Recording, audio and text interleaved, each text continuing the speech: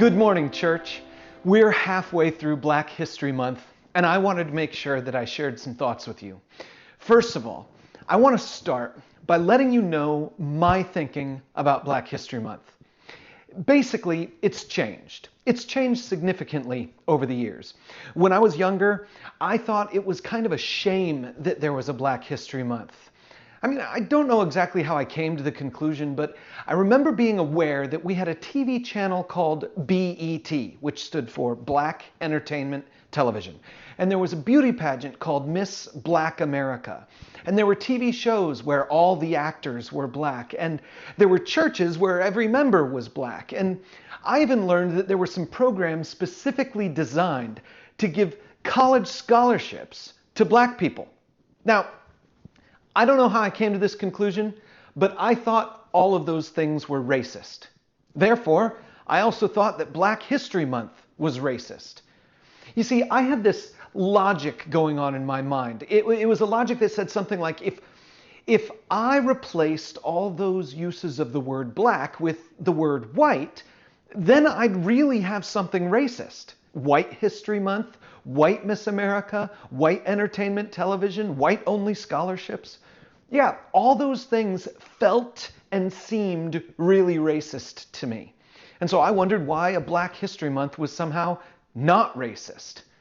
Well, a number of years ago, my thinking on all of these things began to change. And it started changing for three specific reasons. Number one, I built friendships with some black people in town. Not just acquaintances, but like actual friendships where there was enough closeness that I started hearing their stories, paying attention to the lives they had experienced.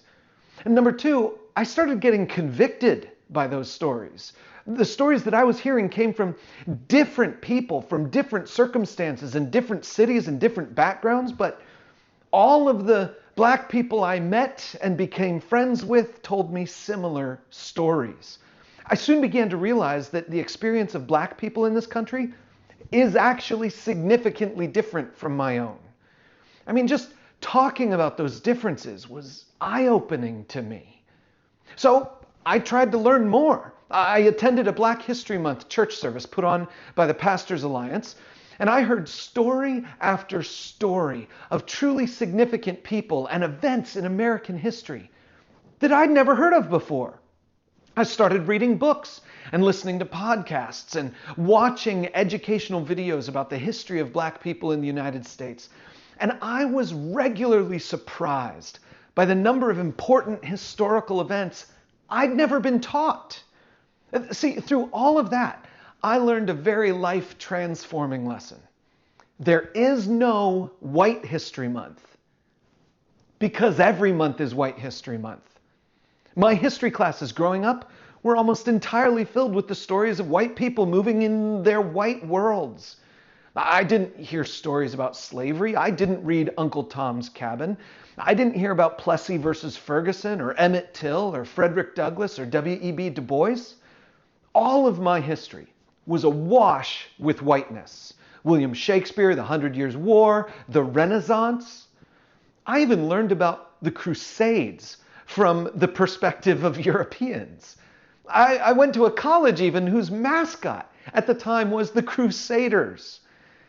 For me, every month was White History Month, and I never realized it until a few years ago. So, I've been on a journey for the past few years, trying to figure out where my own knowledge was lacking and how it got that way.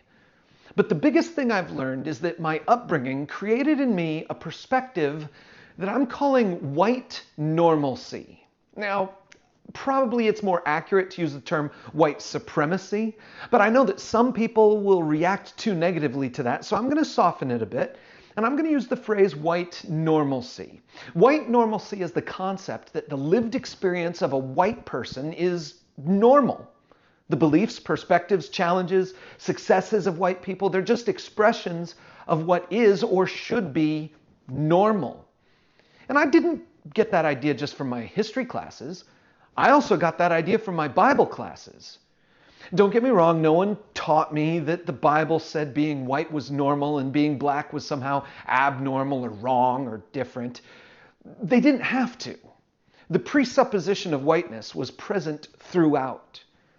Now, it's going to take me a few episodes to build my case, but I think it's worth it to us all for me to try to do so. In these next few episodes, what I'm going to do is I'm going to share with you some passages of the Bible and how they were taught to me, and how the direct and implied teaching of those passages led me to have thoughts and feelings that I now consider racist. How those teachings led me to adopt a perspective of white normalcy? Well, I'm going to try to expand on that with you.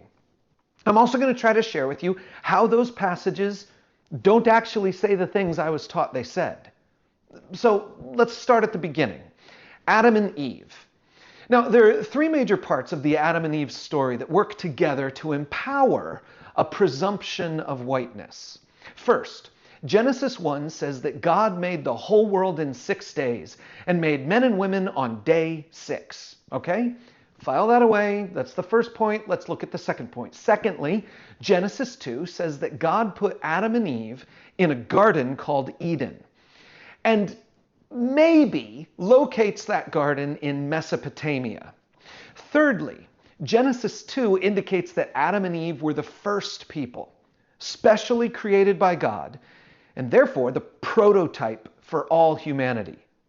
So you put those three things together, and you get this basic idea. God did something special when he started humanity in Mesopotamia. God did something special when he started humanity in Mesopotamia. That simple idea created and perpetuated in me a presupposition of whiteness as normal. This is how it happened for me. When I was in middle school, my Christian school science teachers were adamant that the teaching of creation was incompatible with the scientific consensus of the day. You see, the scientists of the day were essentially all in agreement that humans were a species that had originated in Africa hundreds of thousands of years ago. However, my teachers, they were forcefully opposed to that. They taught us that Genesis 1 all happened in 6 literal days, no more than 10,000 years ago. And they taught us that human beings started in Mesopotamia. Now, just consider the logical connections in my middle school brain. Number one, science says that humans evolved over a long time and started in Africa. 2, my teachers said all those scientists are lying to me for some reason. 3, my teachers said that God did it in a blink of an eye, basically. They said that God made us special. Now, no one had to tell me that Adam and Eve were white.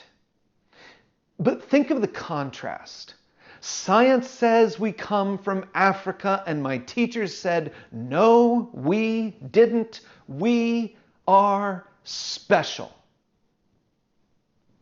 It's just an interesting little contrast that for a middle school person, the implications kind of just absorb in. Science says that we've all evolved slowly, but my teacher said, nope, we're special.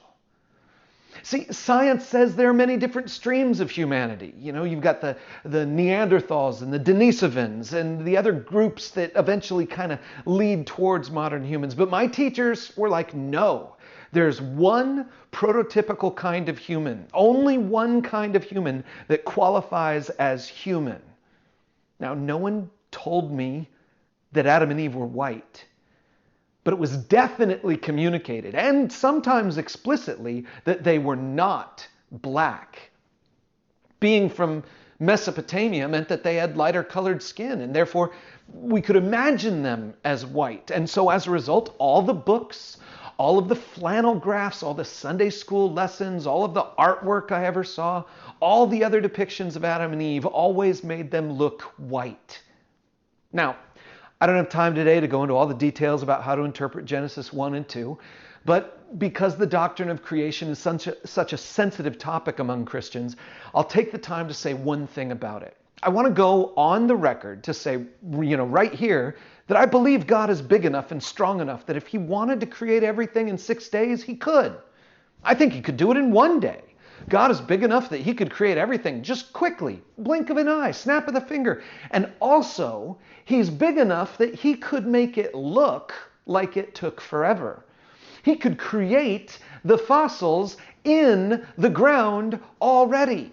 He could create the chasms and caverns in such a way that we would think it would take millions of years to produce them.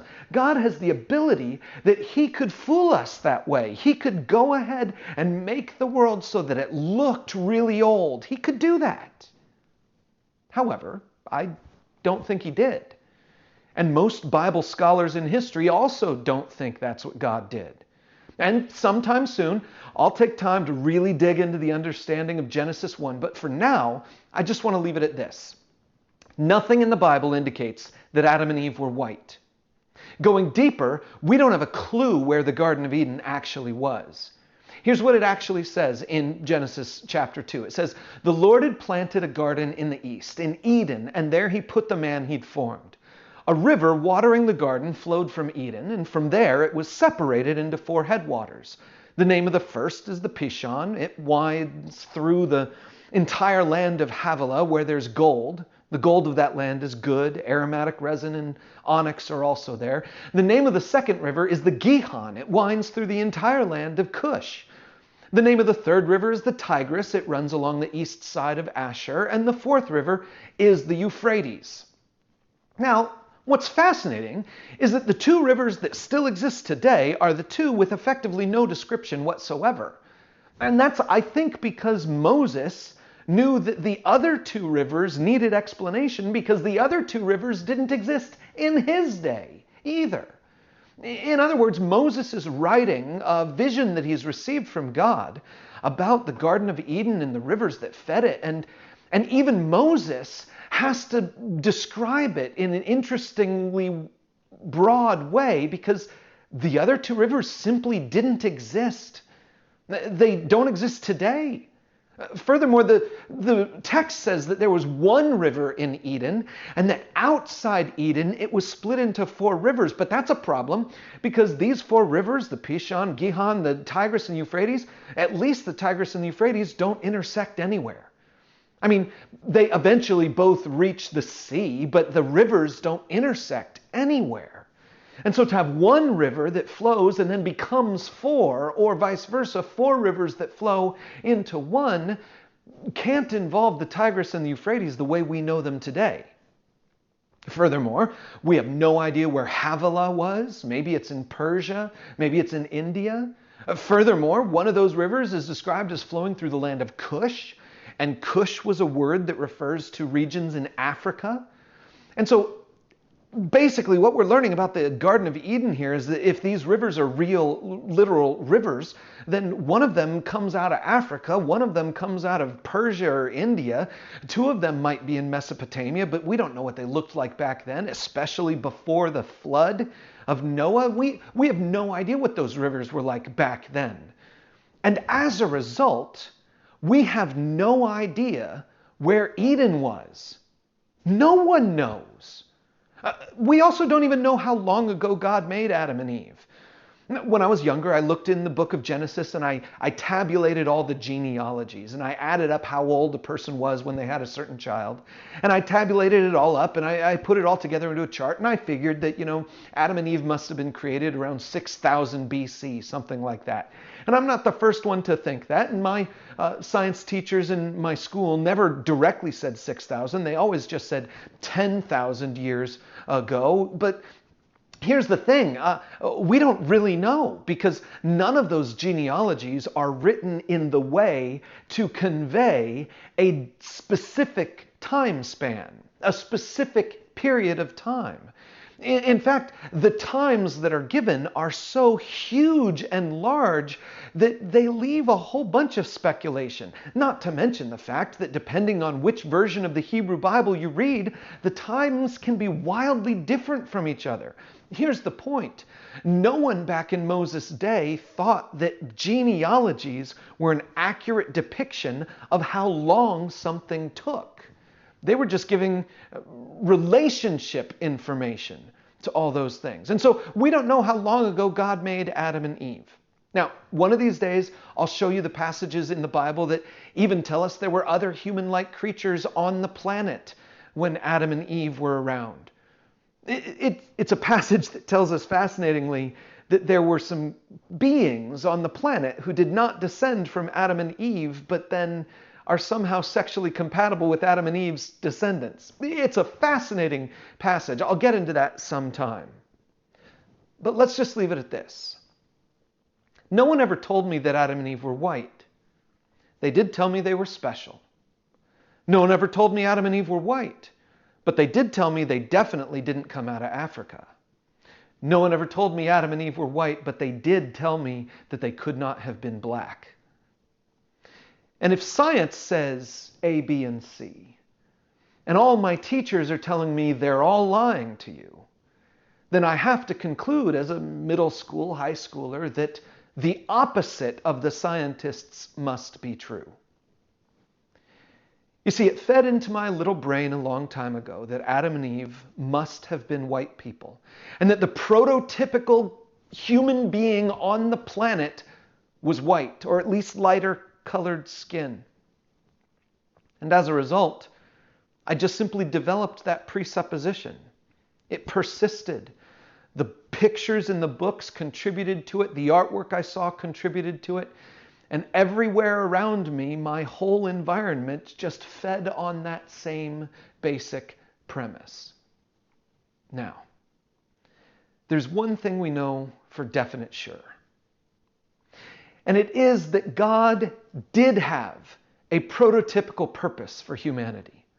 He did create us with a specific thing in mind that he wanted to be true about us.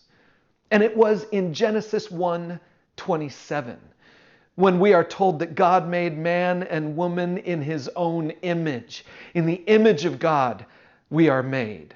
See, the truth is that it doesn't matter what color of your skin, it doesn't matter what color skin you have, it doesn't matter what color hair you have, it doesn't matter what culture you've come from. What matters is, as a human, your job, your identity is to represent God, to be his image bearer. Now, when I was a kid, you got to understand, I heard this idea of being an image bearer of God, and I fully accepted it. It's just in my mind, I had the idea that my culture, my way of viewing the world, my skin tone was normative, was normal. And so as a result, living out the image of God just basically meant being more white. I wasn't taught that. No one ever had to say that to me in person. It's just, that's the way I experience the world. But I now know something different. There was a time when God wrapped himself in skin, and he chose the olive-toned skin of the Middle East to convey to us that the Father is looking for worshipers who will worship in spirit and in truth. It's not my job to be more of a particular kind of culture. It's not my job to imagine all the cultures are exactly the same and insignificant. It's not my job to be colorblind. It's not my job to be focused on the color. My job is to imitate God. And God created a world filled with diversity and the beauty of diversity. And we human beings have developed all kinds of cultural expressions and all of those things. But those cultural expressions are just following the line of what my parents taught me and what their parents taught them and what their parents taught them. And so the cultural expressions are all these lines of experience all the way through our lives. But the one core all the way back is that we are made in the image of God. And so someone might say, well, why would you celebrate Black History Month? Shouldn't we just ignore color altogether and say, no, let's just be image bearers of God? And I would say, oh, you've got it all wrong.